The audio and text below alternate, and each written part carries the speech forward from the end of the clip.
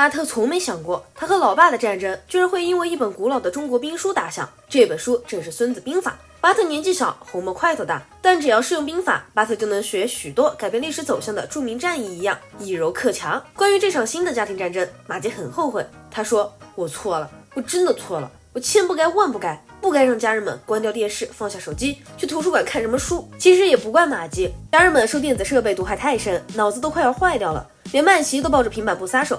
马杰是个好妻子、老母亲，他觉得一个幸福美满的家庭已经是一家人围在一起玩桌游，要不然就是看书，然后围在一起品评书里的内容，这多健康、绿色而且益智呀！丽莎他们不好意思说：“老妈，你实在 out 了。现在的年轻人只需要一个抖音，什么小说、漫画、电影、电视剧，一切视听娱乐通通承包，不仅快而且多，一天看80部电影不带喘气儿。”马杰认为这就是猪八戒吃人参果，囫囵吞枣哪能尝出滋味？事实上，由于越来越多的人不爱看书，老书店已经变成毛虫的天堂，新书店则结合其他产业大胆创新，一整个店里也没几本书，基本上都是挂羊头卖狗肉，还有人推荐电子阅读器。马基心说：“我买这玩意儿，还不如让家人们拿起手机。”为了找到一家正宗地道书店，马基找遍了春田镇，功夫不负有心人，他在郊外的郊外找到了一家100年老书店，里面充斥着旧书的味道，多么美好！那都是知识的芬芳呀。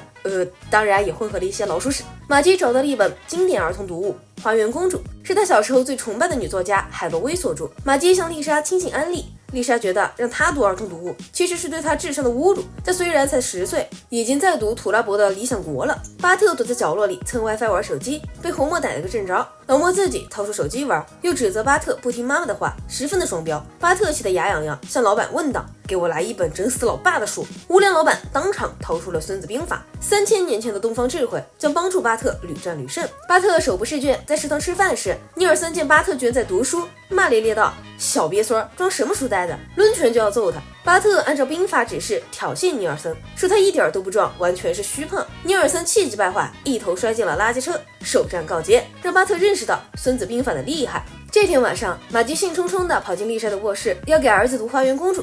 书上说，有一位养尊处优的白人公主，早上被南美洲土著服侍，中午砍下墨西哥佬的狗头，晚上鞭打黑奴取乐，大家都夸她真是一位家教良好的公主呀。马基读到这儿人麻了，他忽然发现这书和小时候的印象不太一样，当年他就是这样潜移默化的将种族歧视这一套灌输进了脑子里。这不是睡前读物，是读物呀！陨落的不仅是一本经典儿童读物，还有马基对女作家海洛薇的崇拜。他赶紧连夜修改了《花园公主》，将里面涉及种族歧视、性别歧视的内容统统删改掉。这一改就是3天3夜，马基批注版《花园公主》终于出炉，白人公主也改成了非常正确的有色人种糖化胖妞。马基心满意足，可丽莎却反驳说，女主从一开始就 buff 点满，无懈可击，那她还怎么成长？这故事也就没意思了呀。马基长叹一声，几十年前的上教书放在现在就政治不正确了，到底是以前错的太离谱，还是现在对的太刻意？另一边，巴特经过1周的用心研读，活用兵法给老爸设下了一个大圈套。他先用珍珠宝玉、美女黄金，不对，时代变了，一只长号买通了莱尼。侯默开车出行时，巴特躲在后车厢干扰他，导致侯默跟前面的警车追尾。侯默觉得不太对劲儿，好像整个镇子到处都有人存心整他。他被大白兔奶糖陷阱诱惑，一路捡一路吃，来到了一个泥坑里。迷雾中走出2位浑身披挂的小将，赫然是巴特和眼镜仔。侯默又惊又怒，逆子安敢背我！巴特要求老爸从今往后对他言听计从，否则别想出泥坑了。侯默为了脱困勉强答应。巴特的第一个命令是带他去参加我的世界 cos 展。侯默在展会上遇到了丹尼尔·拉德克利夫，别人为了躲避粉丝故意戴上头套，被侯默一摘，粉丝们一拥而上，眨眼功夫就你一只胳膊我一条腿，把偶像抢了个精光。侯默背着巴特逼问眼镜仔，这臭小子到底想干什么？眼镜仔说出孙子兵法，侯默大怒说，玩硬的是吧？你会兵法难道我不会？侯默玩了一招叫以退为进，他知道巴特也很烦内德，就开始模仿内德的言行举止。没2天，巴特就受不了了。一个喜欢读经祈祷、恪守清规的侯默实在无聊的可怕呀！求求你变回原来那个臭毛病一堆的老爸爸！巴特跪服了。侯默掏出《孙子兵法》，仰天大笑：“兵者诡道也！以后看谁还敢说侯默不是个军事家。”马基见巴特实在太无所事事，打算逼他上音乐课，说不定能发掘出音乐天赋。但他也知道巴特捣蛋成性，让他练长号吧，马基怕他打同学；让他练竖笛吧，马基怕他烧领队。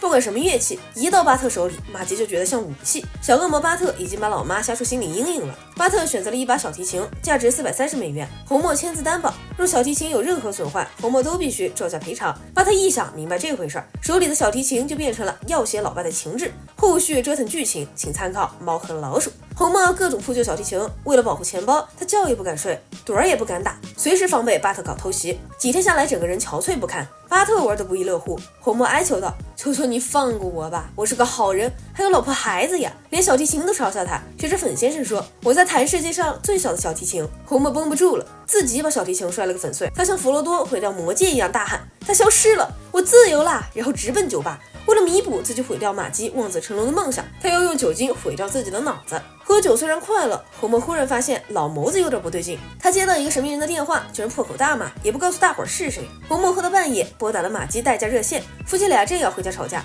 忽见老谋子在街角鬼鬼祟祟，两人好奇心大起，尾随老谋子来到一间厂房，发现他居然在和一个老头打架，手持臭鞋，满脸凶相。红帽赶紧冲上前劝阻。事后老谋子坦白说，他刚才打的人是自己的老爸，原来他家是卖床垫的，老爸曾经是一代床垫大王，身价100万的秘密其实很简单，那就是半夜里偷偷溜进其他床垫厂，给竞争对手的存货撒满跳蚤。商战一向都是这么瞎做恶毒，远没有电视剧里拍的那么高大上。老谋子良知未泯，不肯投放跳蚤，但竞争对手可不会手下留情，于是因为老谋子的一念之仁，他家的生意赔了，老谋子被赶出家门，这一决裂就是几十年。红帽夫妇听完，对老谋子的遭遇深表同情，但他没有觉得老爷子突然来访肯定不是为了打架，老谋子不妨缓和态度，听老爸怎么说。玛姬一向有闲人马大姐的天赋，喜欢掺和邻里的事儿，红帽一劝他就不高兴，只好捂着嘴不说话。在玛姬的周旋下，前床垫大王老谋子以及他的哥哥姐姐一家4口在辛普森家的餐桌上团聚，他们大眼瞪小眼，说是亲人，却比仇人见面更眼糊，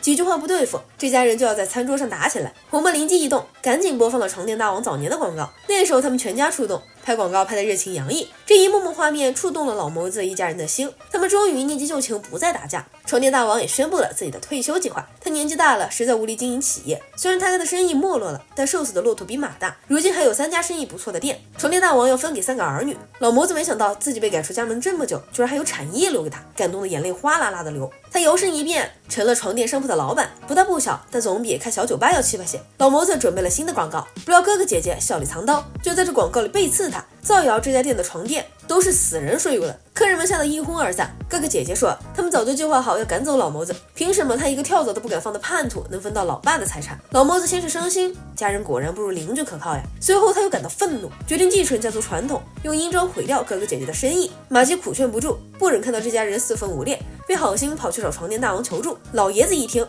这家产刚分出去，3个败家子就要做媒，气得赶紧重出江湖。这天晚上，老谋子已经带着一大罐跳蚤，准备毁掉哥哥姐姐的床垫存货。老爷子赶到现场后，不仅不阻止，还兴奋地叫好，说他忙了这么一大圈，就是为了引导傻儿子走上这一步。只要他放出跳蚤，证明自己的心够黑够狠，家族产业就全是他的了。老谋子一听这话，心里挣扎了很久，终究还是没能跨过这道坎。玛姬一向不想跟老谋子有肢体接触，只会口头安慰他，但这一次他觉得老谋子真是个好人，虽然好的有点可怜，于是送给他一个拥抱。老谋子一高兴，暗夜手花了，白酝酿了这么久情绪，到头来他家的产业还是毁了。玛姬非常恼火，红帽终于忍不住了，说：“看吧，我早就提醒过你，别管闲事儿啊！”以上就是本期的全部内容，这里是草泥影院，感谢观众朋友们的关注和支持，小视频，我们再见。